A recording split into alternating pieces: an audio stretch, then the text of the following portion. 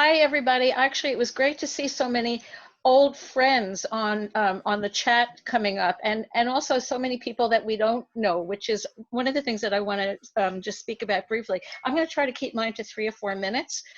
So I'm going to talk about, to put this in context, where we've come from, which is very related to where we want to go. I want to just say a few words about where childcare was before COVID and how we got here. And then I want to say a little bit of an overview about the role of the childcare community. Interestingly, Minister Monsef already mentioned this, and I want to come back to this. So this is not news to anybody, but some of us have been working on this for 40 years, 30 years, 20 years. People have been working on this for many years.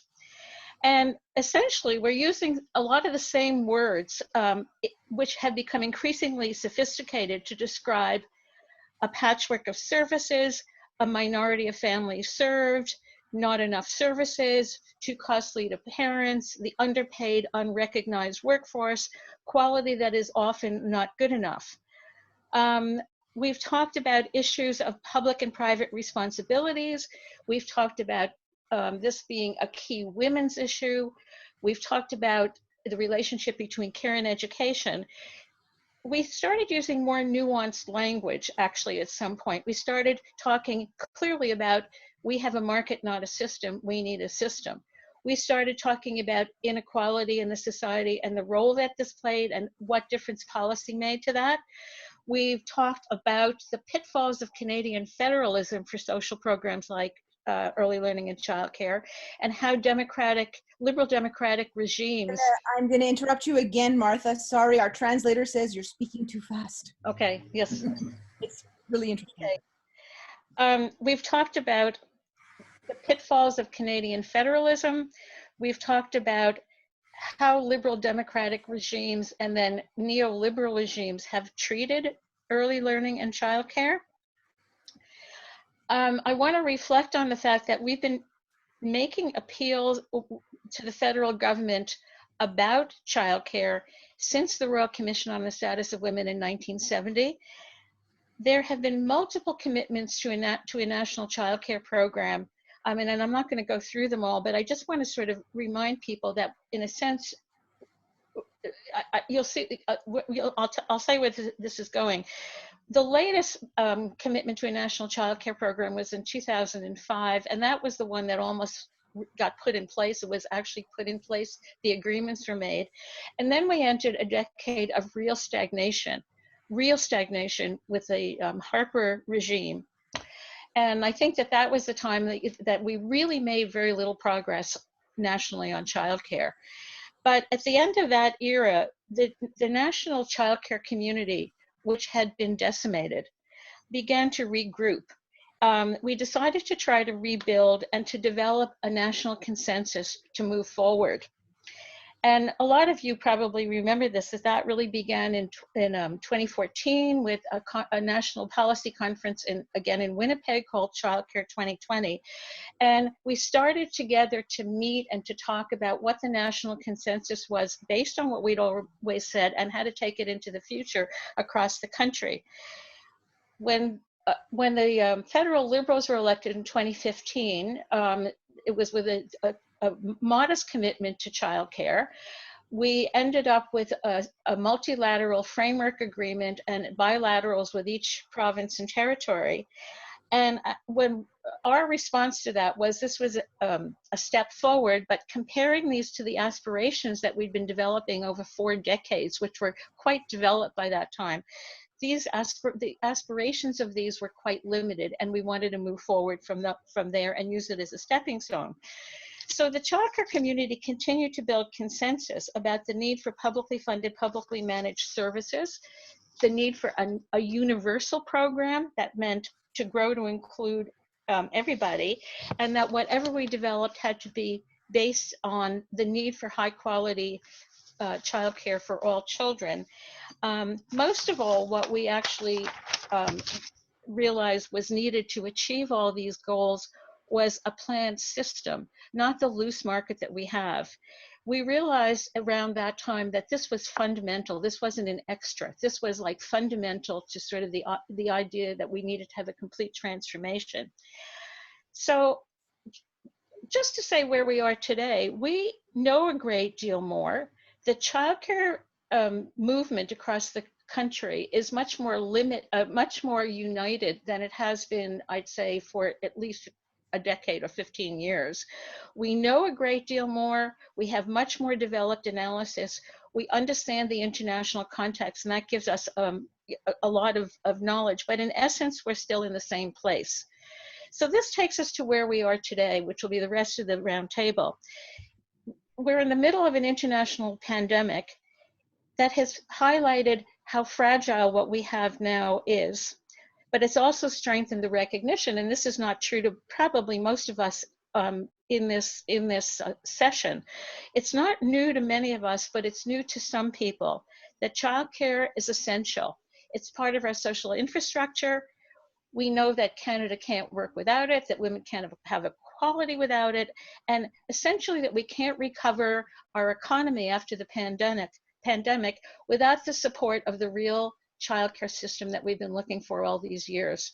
So I'm going to stop there, and Dawn is going to pick up at that point. Thanks, Martha. Dawn. Excellent. Yeah, thanks, Monica, and thanks, Martha. And I'll recognize that I'm speaking to everybody here today from the Treaty 1 territories from my home here in Winnipeg. So, and if you see my door opening and closing, that is not a ghost. Those are my dogs that make their way through the door on occasion. So, Martha, thanks for setting that up. It does pivot nicely to where we are today. It is an awakening, an affirmation, and I think it's important to note that it's not a reawakening and not a reaffirmation, because we just weren't there prior to COVID.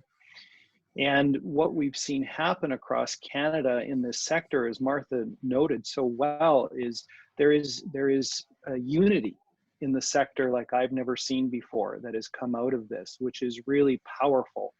But it's also very important then that we use that unity and that cohesion within the sector to move forward and use it in a way that will build systems. And, you know, we didn't start with a good foundation. We didn't have that solid foundation that supports early learning and care services and policy and funding across this country. And as soon as COVID hit, every one of those cracks was just expanded and they were exposed. And so you heard governments, you heard families, you heard society really just affirming what we already knew, which was that childcare is an essential service, is a critical service.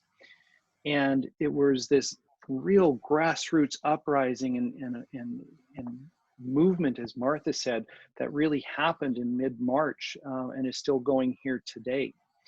And I think it was really summed up really well in terms of that awakening and that affirmation. This was from one of the provincial premiers, I'm not going to name who it was, who in a press conference announcing the closure of many things, including the education system, responded with a very long pause and a deer in the headlights look when a journalist asked this premier, what about childcare?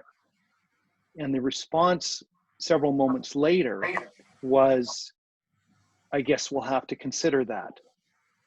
And that to me summed it all up in that very moment, that childcare up until that moment has been an afterthought for the majority of governments in this country in terms of policy as well as in funding. And so going forward, we're at a real fork in the road here. We have the opportunity, and we heard from Minister Monsteff, and we've heard from many other ministers on the federal level about support from the federal government. Of course, it'll be in the details of what that support looks like. We certainly don't just want to transfer money to the provinces, whereas maybe some provinces, that is exactly what they want. It has to be embedded in policy. It has to be embedded in accountability back to the federal government of how this is going to build and support early learning and care. And so that fork, and you're going to hear it coming out very clearly, is about whether we're reconstructing our care economy or early learning and care. And we can also look to long-term care facilities for lots of examples of why that is important. And we know it's also important from our own experiences. We're going to be at a fork in the road about austerity versus investing. We're going to be talking about regression or progression. These are important principles for us as a sector to make sure we are on the right side of history as we move forward here. And just use a quick example. Province of Alberta is going into a reg review, which is, you know, to a lot of people, it's like, that's boring, that's mundane, but it's not. It is so important because that's where the details are. And the province of Alberta is using this time to look at the regulations, and Chris will probably speak to this about reducing red tape. And as Martha and I and others have been joking, actually, we want more red tape. We want regulations. That is the hallmark of building quality, again, as we've seen in long-term care and as we know from evidence from our own experience.